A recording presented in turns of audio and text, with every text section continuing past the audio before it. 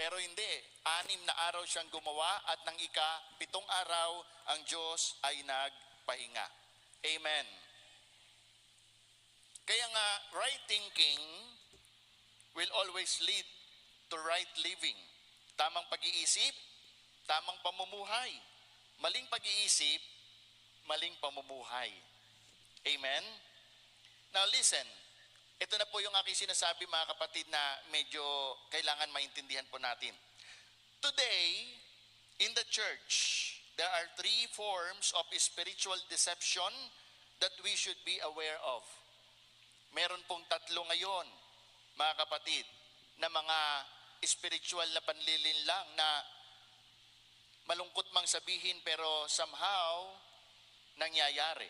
Number 1, trusting the majority when it comes to spiritual matters.